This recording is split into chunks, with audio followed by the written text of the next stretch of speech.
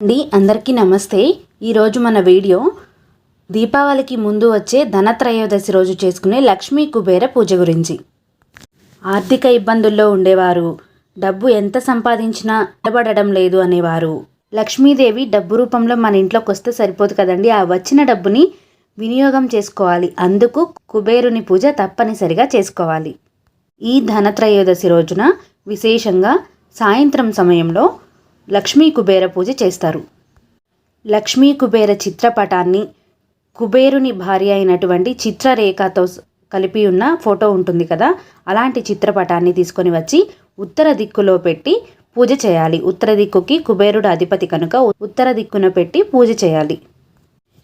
ఈ లక్ష్మీ కుబేర పూజలో కుబేర యంత్రానికి కూడా పూజ చేస్తారండి. మీ దగ్గర కుబేర యంత్రం ఉంటే యంత్రానికి పూజ చేసుకోండి, లేదంటే ఒక క్లాత్ మీద కానీ ఒక పీట మీద కానీ కుబేర యంత్రాన్ని గీసుకొని దానికి పూజ చేసుకోవచ్చు. ముందుగా ఉత్తరం దిక్కులో పసుపుతో కానీ గోమయంతో కానీ అలికి దానిపైన అష్టదళ పద్మాన్ని వేసి దానిపైన ఒక పీటను ఏర్పాటు చేసి ఆ పీట పైన కుబేర ముగ్గు వేసి ఎరుపు రంగు వస్త్రాన్ని పరిచి ఆ వస్త్రం పైన లక్ష్మీ కుబేర చిత్రపటాన్ని ఉంచాలి.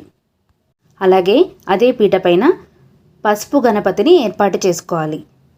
మీ దగ్గర కుబేర యంత్రం ఉంటే ఆ కుబేర యంత్రాన్ని కూడా పూజలో ఉంచుకోండి. లక్ష్మీ కుబేర చిత్రపటానికి ఎదురుగా కుబేర యంత్రాన్ని ఉంచుకోండి. లేదు ఒక పీట మీద కుబేర యంత్రం గీసి పూజ చేస్తున్నామంటే ఆ పీటను కూడా పూజలో పెట్టుకోండి. ముందుగా దీపారాధన చేసుకొని గణపతికి షోడశోపచార పూజ చేయండి. గణపతి పూజ పూర్తయిన తర్వాత లక్ష్మీ కుబేరులకి షోడశోపచార పూజ చేయాలి. ధ్యానం, ఆవాహనం, ఆసనం, పాద్యం, ఇలా షోడశోపచార పూజ ఉంటుంది కదండి. షోడశోపచార పూజ చేసి అలాగే లక్ష్మీ అష్టోత్తరం చదువుతూ కుంకుమార్చన చేసుకోండి. కుబేర అష్టోత్తరం చదువుతూ అక్షతలతో కానీ కుబేర కుంకుమతో కానీ కుబేర అష్టోత్తరం చదువుతూ పూజ చేసుకోండి. మనం ఏర్పాటు చేసుకున్న కుబేర యంత్రానికి కూడా పూజ చేయాలి. పాల పాయసాన్ని నైవేద్యంగా సమర్పించండి, లేదంటే చిత్రాన్నాన్నైనా నైవేద్యంగా సమర్పించవచ్చు. ఇలా లక్ష్మీ కుబేర పూజ చేసిన తర్వాత వ్రత కథ ఉంటుందండి. ఆ వ్రత కథ చదువుకొని అక్షతలు తలపైన వేసుకోండి. ఈ రోజున బంగారం కొని పూజలో పెట్టుకుంటూ ఉంటారు చాలామంది. బంగారం కొనలేని వారు కొత్త చీపురు అలాగే కల్లుప్పు తీసుకొని వచ్చి పూజలో పెట్టుకోవచ్చు. ఈ ధనత్రయోదశి రోజు ఈ లక్ష్మీ కుబేర పూజ చేయడం వల్ల రుణ బాధలు తొలగిపోతాయి, వ్యాపారంలో అభివృద్ధి కలుగుతుంది, సామాజిక గుర్తింపు, అష్ట ఐశ్వర్యాలు చేకూరుతాయి, ఆర్థిక ఇబ్బందులు ఏమాత్రం ఉండవు. ఆర్థిక ఇబ్బందుల్లో బాధపడేవారు ఈ లక్ష్మీ కుబేర పూజని 9 శుక్రవారాలు చేయడం వలన ఆర్థిక ఇబ్బందుల నుంచి తేలిగ్గా బయటపడతారు. లక్ష్మీ కుబేర వ్రత కథ ఏంటంటే, లక్ష్మీ కుబేర వ్రతం చేసినప్పుడు ఈ వ్రత కథలు 3 చదువుకొని అక్షతలు స్వామివారికి సమర్పించి ఆ అక్షతలు తీసుకొని మన శిరస్సును ధరించాలి. ఆ వ్రత కథలు ఏంటంటే, పూర్వం మహర్షులంతా సూతుల వారి వద్దకు చేరి, ఓ మహాత్మా, భూమిపై మనుష్యులందరూ ధన సముపార్జన కోసం అష్ట కష్టాలు పడుతూ ఉంటారు. చాలామందికి ప్రారబ్ధ కర్మ వల్ల ఎంత కష్టపడినా ధనము ధాన్యము భుక్తి లభించక జీవితంలో అభివృద్ధి లేక సుఖ సంతోషాలు లేక అల్లాడిపోతూ ఉంటారు. అటువంటి వారు ఈ కర్మను తుడిచేసుకొని సంపదలని పొందే మార్గం ఏదైనా ఉంటే సెలవీయమని ప్రార్థించారు. అప్పుడు సూత మహర్షి, ఓ మునులారా, ఈ ప్రశ్నలో మీ స్వార్థం లేదు, లోక కళ్యాణం కోసం అడిగారు కనుక మీకు ఒక అద్భుతమైన వ్రతం గురించి చెప్తాను. దానిని శ్రీ లక్ష్మీ కుబేర వ్రతం అంటారు. కుబేరుడు ధనాధిపతి. ఈశ్వరుడి అనుగ్రహం వల్ల ఉత్తర దిక్కుకు నవనిధులకు పాలకుడయ్యాడు. అతని భార్య చిత్రరేఖ.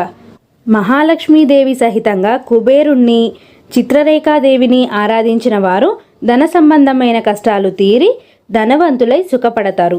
ఈ వ్రతాన్ని ధనత్రయోదశి నాడైనా అక్షయ తృతీయ నాడైనా శ్రావణ మాసంలోనైనా ఏడాదిలో ఏ గురువారమైనా శుక్రవారమైనా పౌర్ణమి నాడైనా చేసుకోవచ్చు. పర్వదినాల్లో చేస్తే విశేష ఫలితం కలుగుతుంది. ఒక్కరోజు పూజలా చేసుకోవచ్చు. లేదు అంటే ఏదైనా సంకల్పంతో చేసేవాళ్ళు అభీష్ట సిద్ధి కోసం వ్రతంలా నవనిధి పరిపాలకుణ్ణి 9 వారాలు భక్తితో అర్చించాలి. 10వ వారం ఉద్యాపన చేయవలెను. అన్ని వారాలు చేయలేని అశక్తులు 5 వారములు పూజ చేసి 6వ వారం ఉద్యాపన చేసుకోవచ్చు. కానీ 9 వారాలు చేస్తే ఫలితం అమోఘంగా ఉంటుంది. వ్రతం ఆచరించే రోజు ఉదయాన్నే తలస్నానం చేసి బియ్యంతో మండపం ఏర్పాటు చేసి గణపతిని, దిక్పాలకులని, నవగ్రహాలని, లోకపాలకులని ఆరాధించి లక్ష్మీదేవికి, కుబేరునికి షోడశోపచారాలతో పూజ చేసి అష్టోత్తర శతనామాదులతో అర్చించి ధూపదీప నైవేద్యాలని సమర్పించి ఆ తరువాత ఈ వ్రత కథలు చదువుకొని పూజా అక్షతలను శిరస్సును ధరించాలి. అతిథిని పిలిచి లక్ష్మీ కుబేర స్వరూపంగా భావించి భోజనం పెట్టి వాళ్ళ ఆశీర్వాదం తీసుకోవాలి. భోజనం పెట్టలేని వారు ప్రసాదం పెట్టి తాంబూలం ఇవ్వాలి. భక్తి శ్రద్ధలతో ఇలా చేస్తే సమస్త దరిద్రాలు తొలగిపోయి అష్టైశ్వర్యాలు లభిస్తాయి. ఇలా చెప్పి ఆ వ్రతం చేసి ఫలితాన్ని పొందిన 2 స్నేహితుల వృత్తాంతాన్ని, కుబేరుని పూర్వజన్మ వృత్తాంతాన్ని సూత మహాముని ఇలా వివరించసాగారు. 2 స్నేహితుల వృత్తాంతం. పూర్వము ఉజ్జయిని పట్టణంలో దేవదత్తుడు, దేవదూరుడు అని 2 స్నేహితులు ఉండేవారు. పేరుకి తగ్గట్టే మొదటి వానికి దైవం పైన అచంచలమైన విశ్వాసం. రెండవ వాడు నాస్తికుడు. తన జీవితమంతా తన సామర్థ్యం పైనే నడుస్తుందని అహంకారం మెండుగా ఉండేది. 2 దారిద్ర్యంతో బాధపడుతూ ఉండేవారు. ఒకసారి వ్యాపార నిమిత్తం అన్ని ఊళ్ళు తిరిగారు. సరైన లాభం దొరకక అలసిపోయి ఒక గ్రామంలో ఆలయం మరుగుపైన పడుకున్నారు. మరుసటి రోజు ఉదయాన్నే ఆది దంపతుల్లా ఉన్న ఒక జంట వచ్చి, మీరు పడుకున్న ఆలయం సామాన్యమైనది కాదు, మహిమాన్వితమైన ప్రదేశం. మీ దారిద్ర బాధను తొలగించే ఉపాయం మీకు చెప్పమని దైవాజ్ఞ అయింది. అందుకే మేము మీకు చెప్పదలిచాము. చెప్తాను వినండి అంటూ లక్ష్మీ కుబేర వ్రత విధానాన్ని ఉపదేశించారు. 2 గ్రామానికి వచ్చాక దేవదత్తుడు ఆ వ్రతం ప్రారంభించాడు. ఏ మాయలో ఉన్నాడో కానీ దేవదూరునికి కూడా ఆ వ్రతం చేయాలనిపించింది, చేశాడు. 2 దాన ధర్మాలు చేసి జనులకి భోజనాలు పెట్టారు. అచిరకాలంలోనే గొప్ప ధనవంతులయ్యారు. అష్టైశ్వర్యాలన్నీ సంపాదించుకున్నారు. దేవదూరుడు ఒకనాడు మనసులో, ఈ వ్రతం నన్ను నిలబెట్టడం ఏమిటి, నేను నా తెలివితేటలతో ఎదిగాను అని అహంకరించి ఆ వ్రతం మానివేశాడు. తొందరలోనే అతని సంపదలన్నీ విచిత్ర పరిస్థితుల్లో చేయిజారిపోయాయి. బుద్ధి తెచ్చుకొని మళ్ళీ ఆ వ్రతాన్ని ప్రారంభించాక మళ్ళీ సంపద నిలిచింది. అది మొదలు జీవితకాలం వ్రతం ఆచరించాడు. మానవుడు తన సంపాదనంతా తన తెలివితేటలతోనే వచ్చిందని అహంకరించక పైనున్న ఒక శక్తి తనని నడుపుతోందనే స్పృహతో దాన ధర్మాలు చేస్తూ ఒద్దికైన జీవితం గడిపితే దైవానుగ్రహం లభిస్తుంది. అదే ఈ వ్రతం అంతర్లీనంగా చెప్పే సందేశం. ఇప్పుడు కుబేరుని పూర్వజన్మ వృత్తాంతం. పూర్వము ధనదత్తుడనే ఒక లోబి ఉండేవాడు.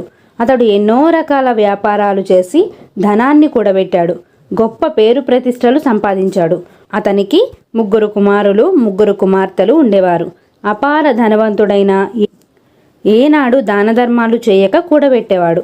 పైసా ఖర్చు పెట్టాలంటే ముందు వెనుక చాలా ఆలోచించేవాడు. ఏనాడు ఏ దేవాలయంలోనూ ఒక్క పైసా కూడా వేయలేదు. యాచకుడికి దానం అస్సలే ఇవ్వలేదు. ఎంతసేపు తను, తన కుటుంబం, తన వాళ్ళ సుఖం, అదే ప్రపంచం. ఒకనాడు ఒక సాధువు అతడి ఇంటికి వచ్చి, నాయనా, నీతో అవసరంగా మాట్లాడాలి అన్నాడు. ఆయన అప్పు ఎక్కడ అడుగుతాడో అని భయపడి, ఇప్పుడు ఖాళీ లేదు, మళ్ళీ రండి అన్నాడు. ఆ సాధువు మళ్ళీ వచ్చాడు. మళ్ళీ అదే తంతు. అలా 12 సార్లు తిప్పించుకున్నాక ఆఖరికి, ఎందుకు నన్ను విసిగిస్తున్నారు, నేను అప్పు ఇయ్యలేను అన్నాడు. అప్పుడు ఆయన, నాయనా, నేను నీ ధనం కోసం రాలేదు, నీకు త్వరలో అపమృత్యుయోగం ఉంది, చెప్పిపోదామని వచ్చాను అన్నాడు. ధనదత్తుడు బెంబేలెత్తిపోయి ఆయన్ని ఆహ్వానించి కూర్చోబెట్టి, దాన్ని ఎలా తప్పించుకోవాలి, సెలవియండి అని వేడుకున్నాడు. అప్పుడు ఆ సాధువు, నీ భార్యా పిల్లలలో ఎవరైనా ఈ గండాన్ని స్వీకరిస్తే నీకు పూర్ణ ఆయుష్ కలుగుతుందని సెలవిచ్చాడు. ధనదత్తుడు తన భార్యా పిల్లల్ని వేడుకున్నాడు. వాళ్ళు పగలబడి నవ్వి, నీ గండం మేమెందుకు స్వీకరిస్తాం, మా ఆయుష్ మాకు కావాలి, నీ పాపాన్ని నువ్వే అనుభవించు అన్నారు. ఇన్నాళ్ళు మిమ్మల్ని సుఖాలలో ముంచెత్తాను, మీకోసమే సంపాదించాను, నా కోసం ఈ మాత్రం చేయలేరా అని ధనదత్తుడు అడిగితే, అది యజమానిగా నీ బాధ్యత నువ్వు నిర్వర్తించావు, దానికి దీనికి సంబంధం లేదు అని ఖరాఖండిగా చెప్పేశారు. అతడెంత బ్రతిమాలినా వినలేదు. అతడిలో తీవ్ర వైరాగ్యం ఉదయించింది. సాధువు పాదాలని ఆశ్రయించి శివార్చన ప్రారంభించాడు. యాచించిన వారికి లేదనకుండా దాన ధర్మాలు చేస్తూ రాత్రింబవళ్ళు ఈశ్వరార్చన చేసి ఆఖర్లో కైలాసానికి చేరాడు. అక్కడ పరమేశ్వరుణ్ణి అకుంఠిత దీక్షతో సేవిస్తే ఆయన అనుగ్రహించి ఉత్తర దిక్కుకి నవనిధులకి ఆధిపత్యాన్ని ప్రసాదించారు. ఈ జన్మలో భగవంతుణ్ణి ఆశ్రయించి లేని వారికి దానం చేస్తే అది ఎంతటి ఉత్తమ గతినైనా కలిగిస్తుందని చెప్పడానికి ఈ కథే నిదర్శనం. ఇదండి లక్ష్మీ కుబేర వ్రత కథలు. ఈ కథలు చదువుకొని తలపైన అక్షతలు వేసుకుంటే ఈ వ్రతం అనేది పూర్తవుతుంది.